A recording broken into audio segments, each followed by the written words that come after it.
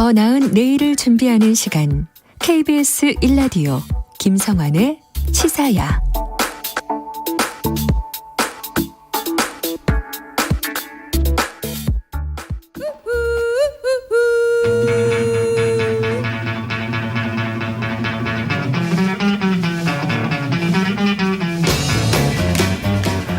정신의 눈으로 여의도 국회 움직임을 통찰력 있게 꿰뚫어보는 시간입니다. 여의도 인사이트, 줄여서 여의도 인사요. 민주당 신경민 전 의원 자리하셨습니다. 안녕하세요. 안녕하세요. 신경민입니다. 네, 국민의힘 김경진 전 의원 나오셨습니다. 안녕하세요. 안녕하세요. 김경진입니다. 네. 김경진 의원님은 몸 괜찮으시죠? 괜찮긴 한데 이게 코로나 후유증이 조금 있네요. 아, 그래요? 예, 아직도 이제 목에서 장기침이 좀 나오고요. 이제 보통 흔히 얘기하는 좀 후각 미각이 좀 달라진다 그러잖아요. 근데 확연히 달라졌다가 요새 이제 회복은 하고 있는데 옛날에 그 코로나 앓기 전하고는 또 조금은 아직은 좀 달라요. 건강 관리 좀 잘하셔야겠습니다. 네, 지난번에 방송 출연하시면서 힘들어하셨던 게 좀 기억이 나서 좀 여쭤봤습니다. 자, 윤석열 정부 초대 내각 인선이 마무리되면서 이제 인사청문회 전국이 시작됐다 이렇게 봐야 될 것 같은데요. 벌써부터 부실검증 논란이 일고 있기도 합니다. 정호영 보건복지부 장관 후보자의 경우에는 지난 주말 기자회견을 열고 자녀들의 이른바 아빠 찬스 의혹에 대해서 직접 조목조목 해명을 하는 일도 있었는데요. 이 상황 어떻게 지켜보고 계시는지 우선 두 분 말씀 먼저 좀 들으면서 얘기를 풀어나갔으면 좋겠습니다. 어떤 부분부터 말씀을 해주실래요? 그래서 이제 인사 뚜껑을 열어보니까요. 하여튼 내 맘대로 인사를 한 느낌이 굉장히 강하고, 그러다가 보니까 검증은 제대로 되지 않았다라는 게 여기저기서 이제 구멍이 뻥뻥 뚫리는 거죠. 네. 그래서 이제 점잖게 얘기하면 마이웨이이고, 조금 심하게 얘기하면 내 맘대로 구락부 인사 지금 이렇게 된 것 같아요. 네. 그 중에서 유독 드러나는 사람이 지금 문제가 되고 있는 정호영 보건복지부 장관 후보자하고, 이 외에도 여러 사람이 지금 문제가 되고 있습니다. 그래서 여당의 입장에서는 이제 인사가 나오면은 6월 1일 선거가 있기 때문에 이걸 어떻게 처리해야 되느냐라는 것을 고민을 할 수밖에 없잖아요. 그런데 고민할 필요가 없게 된 거예요. 그냥 인사청문회 세게 가는 수밖에 없다. 세게 가도 국민들이 이해할 수 있는 인사다. 이렇게 지금 보고 있습니다. 그래서 인사 이제 곧 다음 주죠. 다음 주부터 한덕수 총리 후보자부터 인사청문이 시작이 되는데, 계속해서 이제 인사청문이 있고, 아마 한동훈 후보자, 법무장관 후보자 같은 경우에는 인사청문을 해야 되느냐 가지고 이제 또 논쟁이 있겠죠. 그래서 이렇게 따지면 이제 4월, 5월 계속해서 5월 10일 취임하고 상관없이 인사청문은 계속 될 텐데, 계속 하여튼 소란하고 요란할 것으로 보입니다. 좀 이제 사실 처음에 민주당이 보였던 반응은 이렇게까지 격하게 나오지는 않았던 것으로 제가 기억하거든요. 근데 시간이 가면 갈수록 의혹들이 더 많이 나오고 이러면서 이제 점점점 뭐라 그럴까요? 민주당도 더 반발하거나 반박하는 이런 상황이 돼버린 거 아닌가 싶은데. 이건 강대강 정국이 아니고 극초강 대 극초강, 지금 남북한 간에는 극초음속 미사일이 지금 문제가 되는데 이 여야 간에는 극초강 대 극초강의 대립이 4, 5월 동안에 쫙 흐를 것 같아요. 신경민 의원님 보통의 경우에는 이렇게 얘기 안 하시거든요. 제가 알기로는 이렇게 강한 톤으로 얘기를 잘 안 하시는 분인데, 이 정도까지면 민주당 분위기는 이거보다 훨씬 더 좀 그렇다, 강한 분위기를 갖고 있다 이렇게 봐야 될 것 같은데요. 김경진 의원님 어떻게 보세요? 그러니까 이제 큰 틀의 구도를 가지고 말씀을 드리면, 민주당의 생각은 그러겠죠. 대통령 선거는 니들이 이겼는지는 모르겠지만 우리는 비록 졌지만 0.7% 차이밖에 안 졌고, 거기다 우리는 172석이라고 하는 사상 초유의 다수 의석을 거의 180석이면 여러 가지 헌법상 행위들이 가능하잖아요. 보면 조금만 정의당과 또 친민주당 무소속을 합치면 180석을 만들어낼 수 네. 있으니까 우리는 의회에서는 그 어느 것도 다 할 수 있다. 지금 이런 구조 속에 있기 때문에 결국은 신경림 위원님 말씀대로 강대 강의 충돌 상황이 계속해서 갈 수밖에 없을 것이다. 지금 이렇게 보고 있고요. 예. 그 한동훈 말씀하신 중에 지금 한동훈 뭐 인사청문회를 해야 하느냐 말아야 되느냐 세상에 의회 다수당이 장관 인사청문회를 보이콧하겠다고 하는 것은 전 처음 본 것 같아요.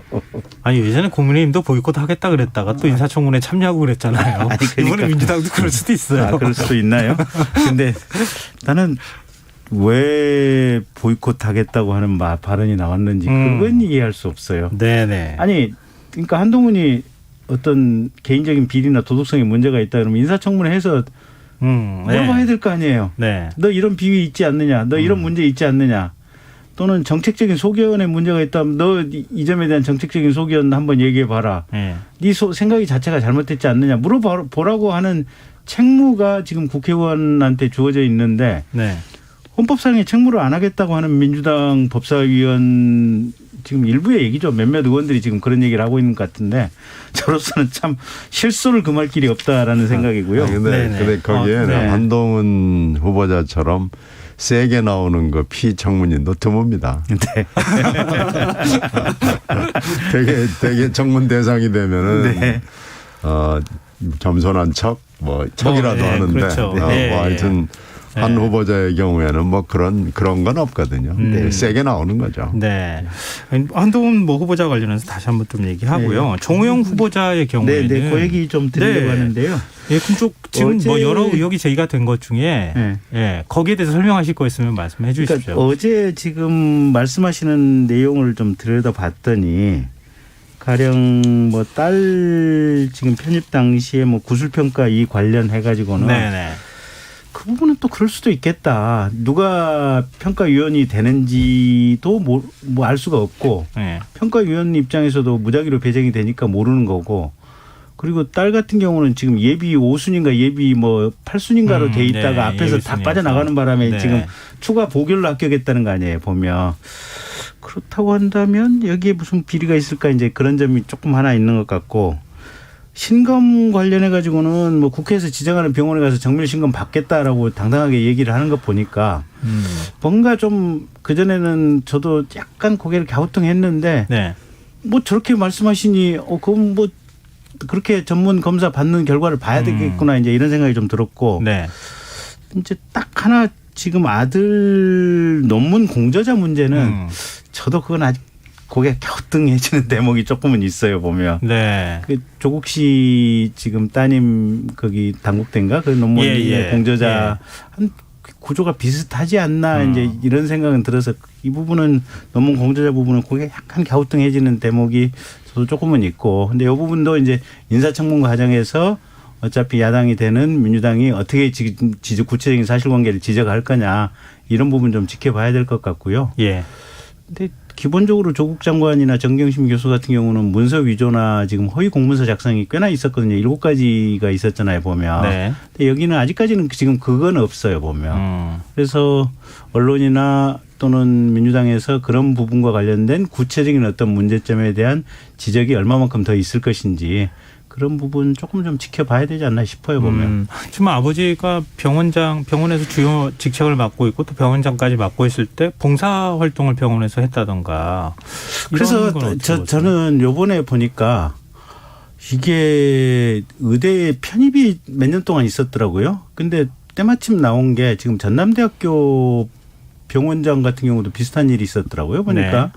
그래서 차제에 지금 그때 편입학 관련해서 그 시점에 편입학하는 데 있어서 부모가 그 해당 의대나 병원, 대학병원의 의대에 의사로 재직 중인 이 경우를 한번 전수조사해서 그냥 교육부에서 한번 조사를 해봤으면 좋겠다라는 생각이 들고 네.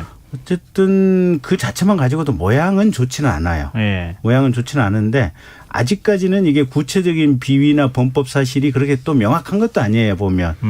그래서 이 부분은 민주당이나 언론에서 얼마만큼 구체성 있는 비리나 문제점 지적이 있고 그게 근거가 있어 보이는지 이 부분은 좀 더 지켜봐야 될 것 같아요.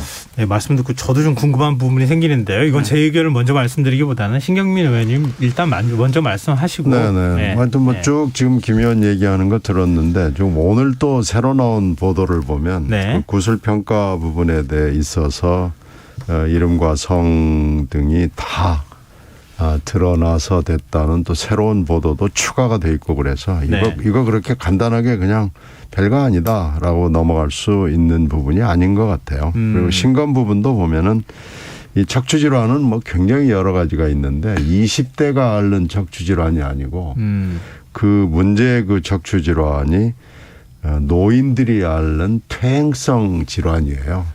그러니까 그게 척추 협착이라고 하는 거잖아요. 보통은 젊은 층은 디스크 탈출이나 뭐 이렇게 젊은 층이 앓는 척추 질환이 아니고 이 척추 질환을 앓으면은 정상적인 생활 그러니까 여기 보면 자원봉사를 뭐 일주일에 40시간을 했다 이렇게 돼 있는데 이렇게 하기가 어렵습니다. 19학점을 들으면서 40시간을 할 정도의 건강 상태가 되지 않기 때문에 지금 이 부분도 명확하게 지금 해명이 됐다고 볼 수가 없고요.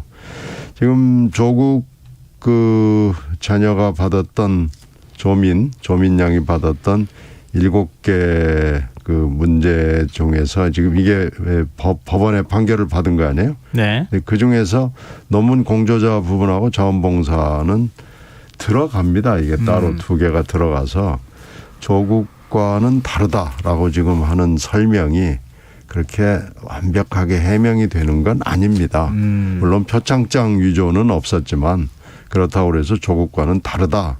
이렇게 설명을 하면 납득하기가 좀 어려워서 이거 글쎄요. 지금까지 나온 어저께 기자회견으로 설명이 됐다. 팩트가 없다. 지금 뭐 이런 거 아니에요? 예. 그래서 이 설명이 납득이 되지 않기 때문에 일단 청문회를 받겠다고 결심을 한 것으로 보이기 때문에 청문회는 해보겠지만 청문회로 드러나지 않을 수가 있거든요. 결국은 수사로밖에는 드러날 수 없는 거 아닌가라는 생각이 듭니다. 그래서 청문회를 하겠다고 뭐 마음을 먹으면은 말릴 수는 없죠. 그러나 지금 이게 이렇게 깨끗하고 해명이 됐다고 보기는 좀 어렵습니다. 제가 김경진 의원님께 이거 좀 여쭤보고 싶어요. 지금 교육부가 지금 그 2014년 2월에 의대 치의대 학사 편입학 전형 기본 계획을 발표하지 않습니까? 네, 네. 그리고 이제 뭐 의학전문대학원을 운영하던 서울대, 연세대 등 11개 대학은 2015년부터 4년 동안 하고 경북대를 비롯해 의학전문대학 체제에서 의대로 복귀하는 11개 대학은 2017년부터 4년간 학사 편입을 받기로 했어요. 딱 네. 4년간. 네. 근데 2017년 첫 해 지금 학사 편입할 때부터 딸이 들어가고 그다음에 아들이 들어가잖아요. 네. 그러니까 2014년에 이런 전형 기본 계획이 나오고 난 다음부터 지금 봉사활동, 뭐 논문, 그리고 이제 병역 문제도 그 사이에 있었고요. 다 준비한 거 아닙니까? 어찌 보면 그 계획은 다 알고 있었을 거고요. 그럴 수도 있죠. 예, 아버지가 병원장이고 뭐 이렇게 의대에 있는데 이거 모를 일은 없었을 거고. 그럼 이렇게 다 알고 있는 상황에서 만약에 자녀들이 입시에 지원한다 그러면은 동료 교수들이 모를까요? 그러니까 어제 기자회견을 보면 네. 누가 심사위원으로 들어가는지 또 누구를 평가하는지는 서로 간에 무작위여서 그게 영향을 끼칠 수가 없는 구조다라고 얘기를 했는데 네. 또 일각에서는 병원장의 아들이면 아름아름으로 다 퍼지게 돼 있다. 그래서 알 수밖에 없는 구조다. 예. 그러면 사실관계가 그러니까 뭐냐면 병원 내에서 병원 돌아가는 동향에 민감한 사람들이 있잖아요. 예. 그런 사람들은 알겠지. 예. 알 확률이 높다고 예. 봐야죠. 우리가 사회생활하는데. 예. 근데 대충 코박고 자기 일만 컴퓨터 PC 모니터만 보고 있고 자기 환자만 보고 있는 사람은 병원 돌아가는 분위기에 대해서 전혀 모르면 또 모를 수도 있는 거 아니에요. 이거 보면. 네네. 그래서 그냥 당연히 알 수밖에 없다라고 하는 이 논지도 100% 정확한 것은 아니고 그거하고 상관없다라고 하는 논지도 100% 정확한 건 아닌데 네. 어쨌든 이 두 가지 경우와 상관없이 네. 문제는 병원장 아들이기 때문에 그러면 인위적으로 고득점을 줬다. 예. 요 부분이 요 부분이 이제 증명이 네. 돼야 되는데 그렇죠. 이제 그 부분이 이제 관건이라고 봐야겠죠. 이게 참 입증하기가 어렵잖아요. 그래서 사실은. 그래서 그러니까 이거는 이제 네. 입증의 문제를 떠나서 그냥 편히 말하면 공직자로서 기본적인 법 말고 윤리적인 자세. 그러니까 오얏나무 밑에서 가끔 고치지 말라고 하는 여기에 위반된 것만은 분명해요 보면. 네. 근데 요게 어떤 범법으로 가느냐 안 가느냐 요거는 그렇게 쉽게 판정할 수 있는 문제는 아닌데 예. 다만 이제 어제 얘기했던 것 중에 보충력 판정 관련해 가지고 이 허리 부분은 이제 정밀 검사를 받도록 했으니 네네. 사실은 이 정밀 검사 결과면 어느 정도 우리가 이제 납득할 만한 우리가 수준의 심정을 뭔가를. 뭐가 맞는 얘기인지 어느 상황인지 우리가 마음속에 평가를 할 수 있을 거 아니에요 보면. 그다음에 이 논문 부분도 사실은 이게 민주당의 의원들이 제대로 공격을 한다면 우리가 또 그 청문 결과 인사청문회를 보면 우리가 또 평가를 할 수 있을 거 아니에요. 네네. 이 두 가지 상황에 대한 어떻게 보면 민주당의 이게 제대로 된 어떤 뭐랄까 어쨌든 인사청문 요 과정을 보고 나면 국민들 마음속에 평가가 생기겠죠. 근데 참 이 얘기만 계속 하기에는 시간이 굉장히 많이 갈 것 같은데. 하여튼 도덕과 윤리적으로는 분명히 네. 문제가 있는 거고요. 네. 이건 장관을 하겠다고 마음을 먹은 것 자체는 도덕과 윤리에 어긋나는 건 분명한데 네. 이제 법에 얼마나 어긋나냐 하는 것은 따져봐야 되겠습니다. 근데 지금 김용태 최고위원, 하태경 의원의 경우에는 설령 위법 행위가 없다 하더라도 국민 눈높이를 감안해서 자진 사퇴해야 한다 이런 목소리를 내고 있고요. 또 뭐 채널A 동아일보 보도를 통해서 나온 얘기지만 지명 하루 전날 지금 동의서를 받았다고. 그래서 하루 동안 검증한 거다. 인사검증 자체가 부실했던 거 아니냐. 이런 보도도 나오고 있거든요. 이 하루 검증은 제가 사실은 팩트를 모르기 때문에 뭐라고 답변을 못 드리겠고요. 예. 근데 설마 하는 일단 이제 그 정도 예. 뭐 그리겠고 뭐 김용태 최고위원은 하태경 의원 말씀 같은 경우는 사실은 이제 국힘 정당 소속으로 지방선거 나가신 분들 있잖아요. 예. 지방선거 나가신 분들은 조금 팔팔 뛰고 있겠죠. 빨리 이 부분 여론이 별로 안 좋다. 네, 빨리 이 부분이 정리가 돼야. 이 정도면은 네. 본인이 겸양지덕으로 사양을 하는 게 맞았던 것 같아요. 근데 윤석열 당선인은 부정의 팩트가 확실히 있어야 한다. 그건 이제 법적으로 얘기를 하자는 거예요. 법률상의 관점으로 보면 아직은 법적으로. 불분명한 거죠. 근데 뭐 이게 법으로만 해결될 수 있는 문제는 아니고요. 예. 이 정도만 가지고도 사실은 고위공직자는 특히 청문회를 거쳐야 되는 고위공직자는 나오지 않는 게 맞습니다. 근데 어쨌든 차제에 예. 이 학사편이 저도 세상에 이런 게 있는지 알지도 못했는데. 그러니까 일반 국민들 모르잖아요. 그렇죠. 아는 사람만 아는 거 아닙니까? 근데 문제는 이게 제 집사람도 사실은 대학교 교수거든요. 네네. 근데 이렇게 무슨 좋은 입시에 대해서 빼꼼이가 아니에요 보면. 예. 근데 일부 빼꼼이들이 있는 것 같아요 느낌에 보면. 그러니까 조국 교수가 그랬고 사실은 지금 정호영 후보자도 약간의 그런 느낌이 좀 있고요. 그래서 네. 정말 전수조사를 한번 새 정부 출범하고서라도 반드시 한번 해보는 게 필요하지 않나 싶어요 보면. 근데 검사 출신이기도 하시잖아요. 네. 조국 전 장관의 경우에는 네. 물론 이제 사모펀드가 주가됐다고 그때 얘기가 나오긴 했지만 그래도 아니요, 그때 입시 관련된 의혹이 나왔을 때 한 30여 곳을 일제히 서울중앙지검 특수부가 그냥 압수수색 들어갔잖아요. 네. 근데 사모펀드만 압수수색한 게 아니라 입시 관련된 그렇죠. 의혹에 대해서 다 압수수색했단 말이에요.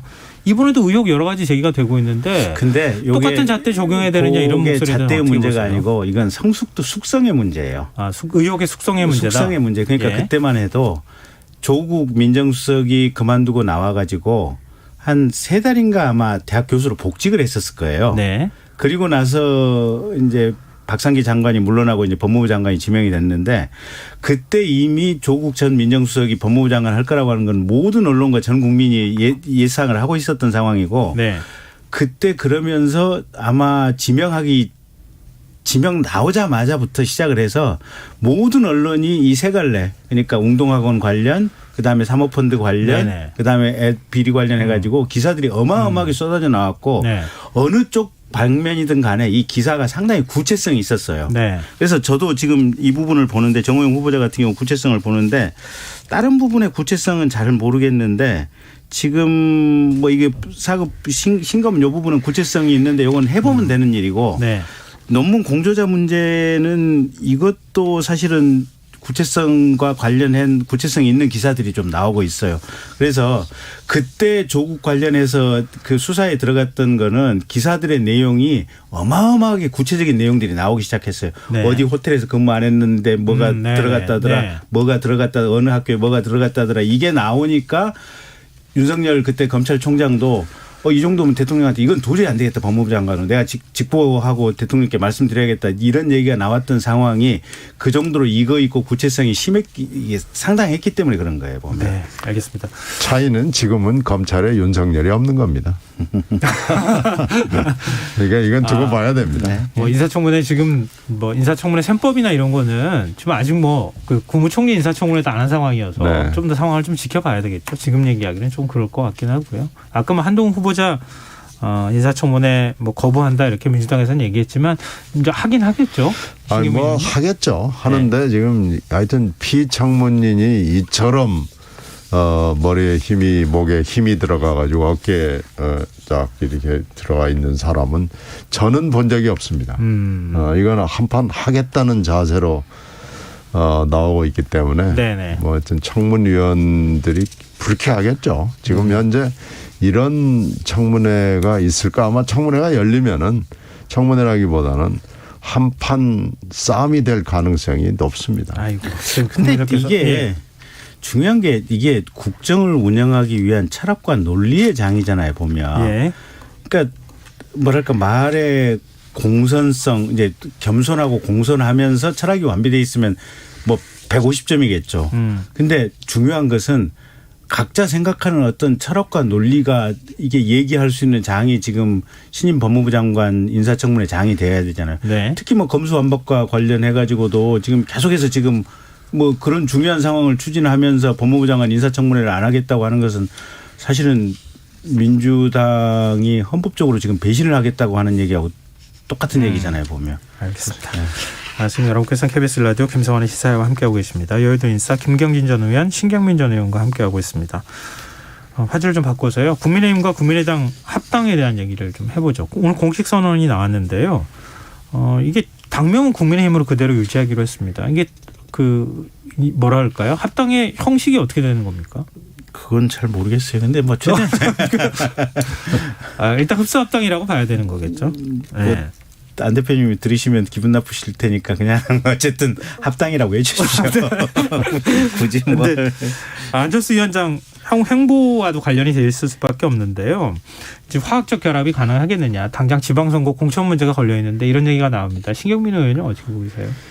글쎄 이제 2014년에도 비슷한 일이 있었거든요. 네. 민주당하고 그 당시에. 그때도 이제 지방선거가 지금처럼 임박해 있었어요. 그래가지고 그때 이제 기초 의원들에 대한 공천을 하지 말자 가지고 먼저 붙었고 그러다가 이제 이게 좌절이 됐죠. 그게 사실 합당의 명분이었는데 안철수 그 당시 공동대표의 의견이 관철이 되지 않고 불발이 됐고요. 네. 그다음에 공천으로 들어가 가지고 17개 시도지사 공천을 하는데 결국은 안철수 공동대표 쪽에서 온 사람들이 다 낙마했거든요. 근데 인재 풀이 좀 좁았어요. 근데 이번에도 상황은 비슷하게 가지 않나 싶어요. 그 당시에는 윤장현 광주시장 후보를 그래서 관철이 돼가지고 그게 계속 시끄러웠죠. 결국 윤장현 시장이 되고 나서도 광주가 소란했고 결국은 불명예로 임기를 마치게 됐고 아마 지금도 이제 비슷하게 될 텐데 이렇게 상황을 보면은 17개 시도지사 중에서 안철수 위원장의 사람이 눈에 보이지 않습니다. 그렇게 따지면은 기초 단체장들 그리고 이제 의원들 기초와 광역 의원들을 놓고 또 굉장히 여러 가지 말들이 있을 건데 이걸 이제 2014년에 겪었던 일을 안철수 위원장이 다시 당을 바꿔서 이번에는 국민의힘하고 또 한판 겨뤄야 될 겁니다. 그래서 이게 화학적 결합 이거 정말 쉽지 않습니다. 이제 국민의당에서 한때 몸담기도 하셨고 그래서 지금 주변 분들이 지방선거 준비하시는 분들 꽤 많을 것 같거든요. 이게 그런 거 하나하나 정리하는 게 쉬운 일이 아니지 않습니까? 근데 방금 신경민 선배님도 말씀하셨다시피 네. 그 인력풀이 예. 그렇게 많지는 않습니다. 아 그래요? 그래도 네. 도움 주셨던 분들 지방선거 지금 출마 준비하시는 분들이 꽤 있지 않나요? 그렇게까지는 아닙니다. 아 일단 그렇게까지는 아니에요. 그래서 일단 절차적으로는 지금 중앙당 공관위도 그렇고 각 지방 공관위도 안철수 대표 쪽에서 지명하는 분들이 최소한 2명 이상씩은 들어가 있습니다. 근데 실제 이제 선수로 뛸 후보자들과 관련해서는 신 선배님 말씀이 대체로 맞습니다. 그렇게 되면 2014년이 다시 재연될 가능성이 지금 굉장히 높은 거죠. 네. 막 향후 안철수 위원장이 또 뭐 대권 가도록까지 이어지려면은 지금부터 하나하나씩 먼저 문제들을 좀 갈등 없이 해결해 나가는 게 굉장히 중요할 텐데 어떤 방식으로 화학적 결합을 이루는지 저희가 좀 지켜보도록 하겠습니다.